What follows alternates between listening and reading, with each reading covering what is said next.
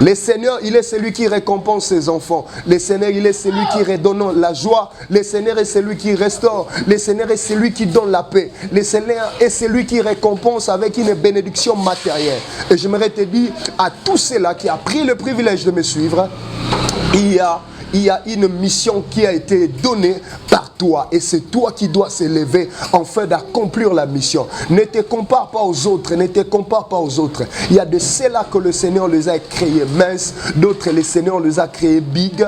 Mais il n'est pas intéressant. Pourquoi? Parce que lorsque je vis selon la chair, je n'arriverai pas à discerner, à comprendre ce qui plaise à Dieu.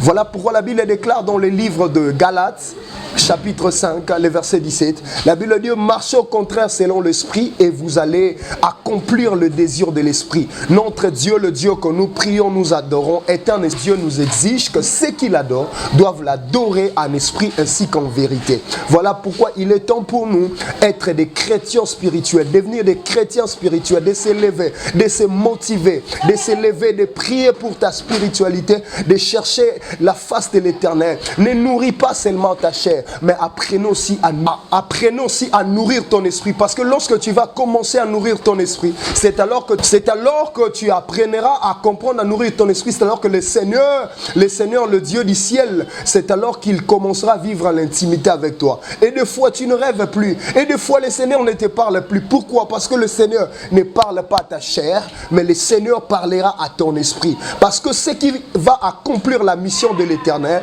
c'est ton esprit. C'est ton esprit. Ta chair là restera ici sur la terre. Mais ton esprit, c'est ça qui a la charge d'accomplir l'œuvre que le Seigneur t'a appelé sur la terre.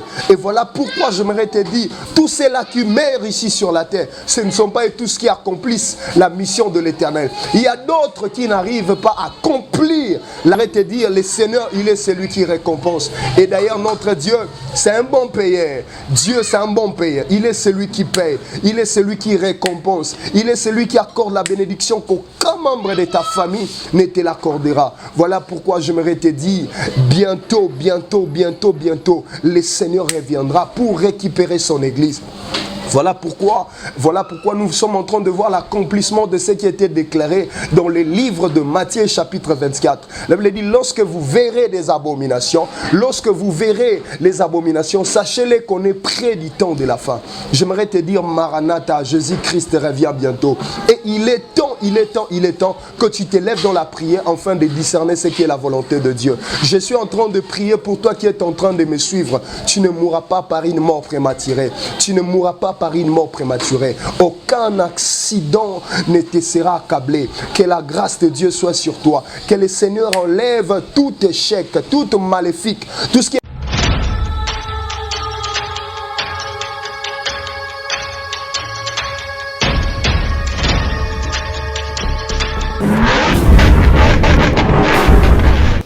Bonjour peuple de Dieu, que Dieu vous bénisse, que Dieu vous bénisse, que Dieu vous bénisse, vous tous qui êtes en train de nous suivre en ce moment, que Dieu vous bénisse. Bonjour, bonsoir, ça dépend de l'heure à laquelle vous êtes en train de suivre ces lives. Je déclare que la paix de l'Éternel soit sur vous. Je suis le prophète Jonathan Moulaï, le pasteur responsable de l'église Jésus-Christ Roi. Et je prie que Dieu vous bénisse. Que Dieu vous bénisse. Avant de commencer, nous allons prier parce qu'avant toute chose, il faut rendre grâce à Dieu. Éternel Dieu de l'univers, le maître de toutes choses, grand par ta force, puissant par ta majesté. Je prie, Père éternel Dieu, que tu nous assistes dans ces moments de partage. Bénis tout en chacun de nous et que la parole, Seigneur, puisse édifier quelqu'un qui est en train de nous suivre dans le nom de Jésus. Amen. Et nous allons saluer vous tous qui êtes en train de nous suivre en direct. Et je dis merci à la chaîne EHP, que Dieu vous bénisse, que le Seigneur vous bénisse abondamment. Nous voulons partager quelque chose d'assez important de la part de Dieu. Et pourquoi? Parce que ces derniers temps, le Seigneur nous a conspiré, nous a parlé pour ce qui concerne ce qui est en train de se préparer dans le monde des ténèbres. Le diable est en train vraiment de combattre beaucoup des enfants de Dieu en cette saison. pour ravager, anéantir, briser, déstabiliser des vies de destinée de plusieurs chrétiens. Voilà pourquoi nous voulons partager la parole qui est la lumière, afin que beaucoup d'entre nous puissent être éclairés. Nous allons prendre notre Bible dans le livre de Hébreux, Hébreux chapitre 10, les versets 9 à 11. Je lis la parole de Dieu. Il dit ensuite, voici je viens pour faire la volonté. Il abolit ensuite la première chose pour établir la seconde. C'est en vertu de cette volonté que nous sommes sacrifiés par nos offrandes du corps de Jésus-Christ une fois pour toutes. 11. Et tandis que tous les sacrificateurs font chaque jour les services et les offrandes, souvent le même sacrifice qui ne peuvent jamais ôter le péché. Que Dieu vous bénisse, que Dieu vous bénisse, que Dieu vous bénisse. Et en ce temps, on est en train de parler sur vaincre la puissance de la mort, ou vaincre la puissance des esprits de mort. Vaincre les esprits de mort. C'est le thème dont on est en train de parler en cette saison. Mais avant tout, nous voulons comprendre quelque chose. Qu'est-ce que la mort? Pourquoi on a voulu parler de ce thème? Parce que ce temps-ci, bien aimé, j'aimerais vous dire, tu dois beaucoup être, ce n'est pas le temps que nous devons être dans la distraction. C'est le temps où Seigneur Nabiso, totalement. Ce que la parole de Dieu est en train de nous dire, parce que dans le monde des ténèbres, le diable et Satan est en train de vouloir renverser des destinées, combattre plusieurs destinées. À ce qui concerne les étapes de vie, nous devons comprendre il y a des gens que le Seigneur les a créés pour vivre 120 ans, d'autres ils ont fait même 90 ans, d'autres ils ont dépassé, ils ont fait par exemple des 900 ans. Par exemple, Enoch, Métouchéla, ainsi de suite. Ce sont des hommes qui ont beaucoup dans le monde sur la terre. Mais en ce moment, j'aimerais qu'on comprenne une chose. Ce qui est très important pour nous, étant enfants de Dieu, étant des chrétiens, tant que je vis, je dois comprendre que c'est pour accomplir une mission. Donc si j'existe, c'est pour accomplir la mission que le Seigneur m'a donnée. La mission que le Seigneur m'a donnée. Alors il est très important, étant chrétien, enfant de Dieu, de comprendre quelle est ta mission, quel est ton objectif pendant que tu es en train de vivre sur la terre. Il y a beaucoup de personnes qui n'arrivent pas à comprendre leur mission sur la terre. Voilà pourquoi ils vivent de gauche à droite, dans des distractions, tout pareil. Vous allez remarquer avec moi, les seigneurs, selon la promesse de la Bible, les seigneurs avaient dit, ce sont les parents qui mourront, et ensuite ce sont les enfants qui vont enterrer les parents. Mais voyons, remarquez avec moi ce qui se passe dans ces derniers jours. Ce ne sont plus les parents qui meurent en premier, mais ce sont les parents qui ont commencé maintenant à enterrer, ensevelir et à kundabana. Tandis que ce n'est pas ça dans le projet de Dieu. Ce n'est pas ça dans la vocation de l'Éternel. Mais ce qui en fait en sorte que cela devienne comme ça, c'est quoi? C'est le péché. Le péché est entré dans le monde. Le diable sait tel qu'il est là. Et les enfants de Dieu ont pour but d'aller au ciel, ont pour but de s'attacher à l'Éternel. Alors le diable a multiplié plusieurs stratégies afin que le peuple de Dieu base dans la distraction. Voilà pourquoi je m'aimerais te motiver, toi qui es en train de me suivre à partir de cette heure. Il n'est pas le temps d'être dans la distraction. Le temps nous est donné d'être concentrés dans la présence de l'Éternel, de comprendre quelle est la volonté de Dieu pour ta vie, pour ta famille, quelle est l'importance que le Seigneur t'a établie sur la terre. Beaucoup de personnes estiment que lorsqu'il vit sur la terre, il ne mourra pas. Non, la mort est un destin. Tout le monde est appelé à vivre ainsi qu'à mourir.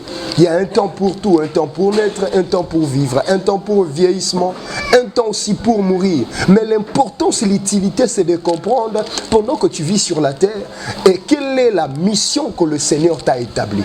C'est comme on peut prendre ce matin l'exemple de Jésus-Christ. Jésus-Christ, lui qui est notre Seigneur et Sauveur, lui qui n'avait que 33 ans ici sur la terre, lui qui n'avait que 33 ans ici dans le monde, il était venu pour accomplir la mission de son Père. Mais quelle était la mission de Jésus? La Bible déclare aux temps anciens, Alors que le Seigneur donna la loi par Moïse, l'objectif de l'Éternel était que le peuple soit sauvé. L'objectif de l'Éternel était que le peuple de Dieu puisse être racheté. Mais le Seigneur a voulu susciter beaucoup de prophètes pour sauver le peuple et il n'y avait personne pour sauver. Et mais arrivant un temps, le Seigneur a permis à ce que Moïse arrive.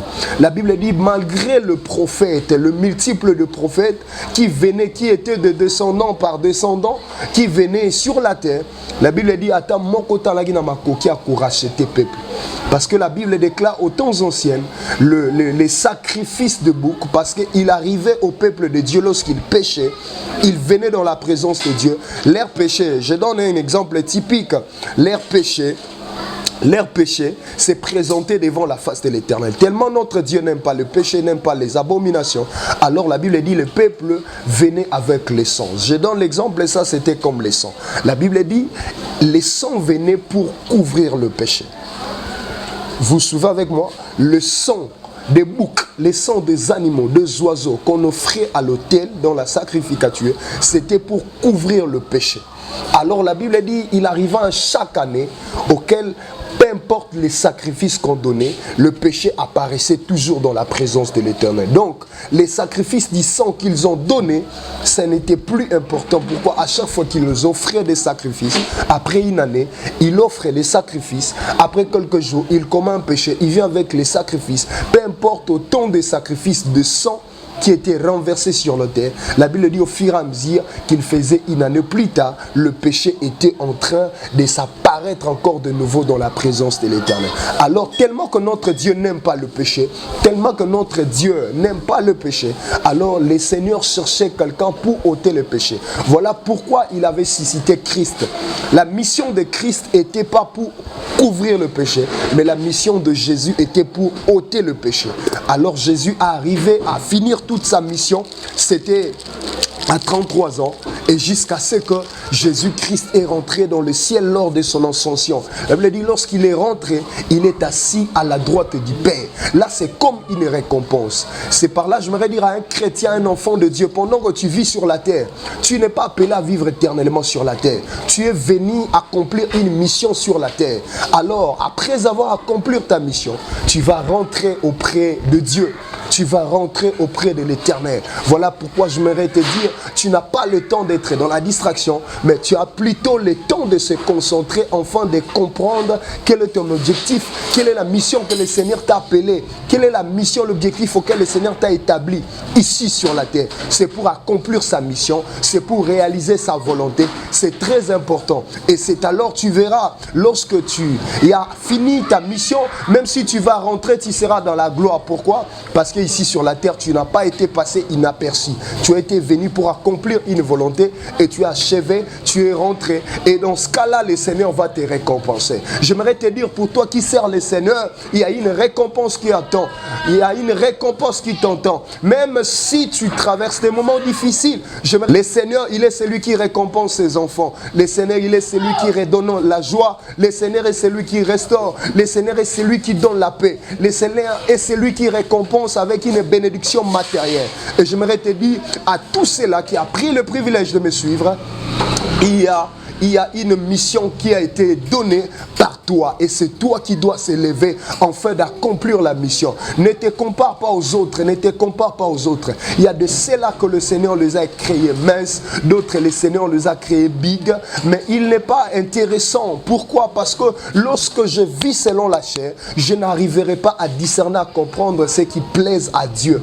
Voilà pourquoi la Bible déclare dans le livre de Galates, chapitre 5, le verset 17, la Bible dit, marchez au contraire selon l'esprit et vous allez accomplir le désir de l'esprit. Notre Dieu, le Dieu que nous prions, nous adorons, est un Dieu, nous exige que ceux qui l'adorent doivent l'adorer en esprit ainsi qu'en vérité. Voilà pourquoi il est temps pour nous être des chrétiens spirituels, devenir des chrétiens spirituels, de s'élever, de se motiver, de s'élever, de prier pour ta spiritualité, de chercher la face de l'Éternel. Ne nourris pas seulement ta chair, mais apprenons appelé aussi à nourrir ton esprit. Parce que lorsque tu vas commencer à nourrir ton esprit, c'est alors que tu apprendras à comprendre, à nourrir ton esprit. C'est alors que le Seigneur, le Dieu du ciel, c'est alors qu'il commencera à vivre en intimité avec toi. Et des fois, tu ne rêves plus. Et des fois, le Seigneur ne te parle plus. Pourquoi? Parce que le Seigneur ne parle pas à ta chair, mais le Seigneur parlera à ton esprit. Parce que ce qui va accomplir la mission de l'Éternel,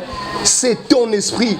C'est ton esprit. Ta chair là restera ici sur la terre. Mais ton esprit, c'est ça qui a la charge d'accomplir l'œuvre que le Seigneur t'a appelé sur la terre. Et voilà pourquoi j'aimerais te dire, tous ceux-là qui meurent ici sur la terre, ce ne sont pas tous qui accomplissent la mission de l'Éternel. Il y a d'autres qui n'arrivent pas à accomplir la distraction face aux embriements, face au mauvais entourage, ainsi de suite.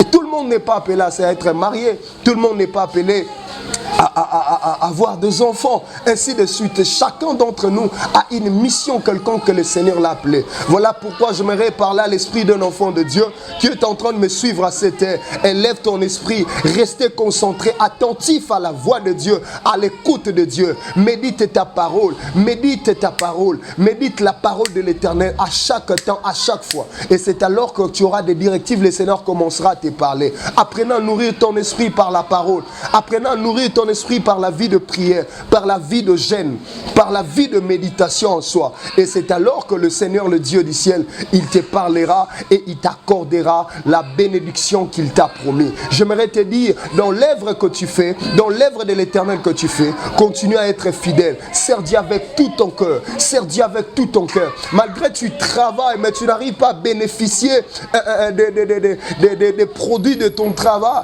j'aimerais te dire, le Seigneur, il est celui qui récompense. Et d'ailleurs, notre Dieu, c'est un bon payeur. Dieu, c'est un bon payeur. Il est celui qui paye. Il est celui qui récompense. Il est celui qui accorde la bénédiction qu'aucun membre de ta famille ne te l'accordera. Voilà pourquoi j'aimerais te dire, bientôt, le Seigneur reviendra pour récupérer son église.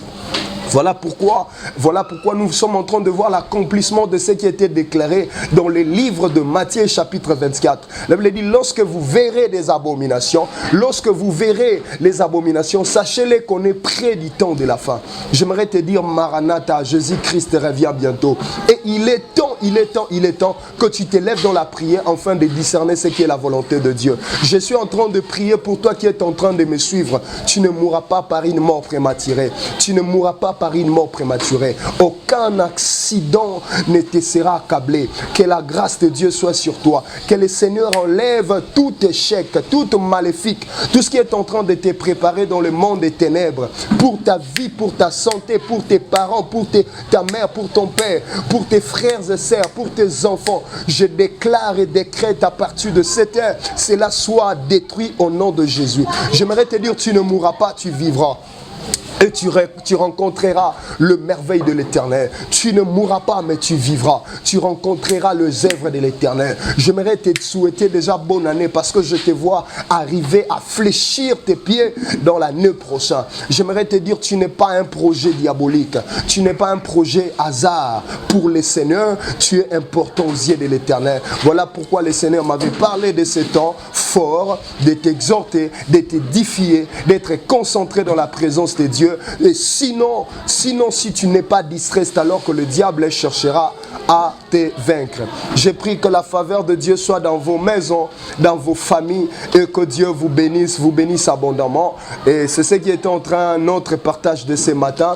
Et comme je disais tout à l'heure, je suis le prophète Jonathan, les responsables de l'église Jésus-Christ est roi. Nous sommes sur la avenue Panda numéro 62 à Lemba, quartier Kimpoanza, référence la salle de fête, Moana Lemba. Pour notre contact, vous voulez, nous puissions vous soutenir dans des prières, dans des moments intenses, prier avec nous, être en contact avec notre ministère. Prenez notre numéro, nous utilisons Vodacom, plus 243 82 081 45 70. Que Dieu vous bénisse. Je répète, plus 243 82 081 45 70. Shalom dans vos maisons. Que Dieu vous bénisse. Merci beaucoup. Bye bye.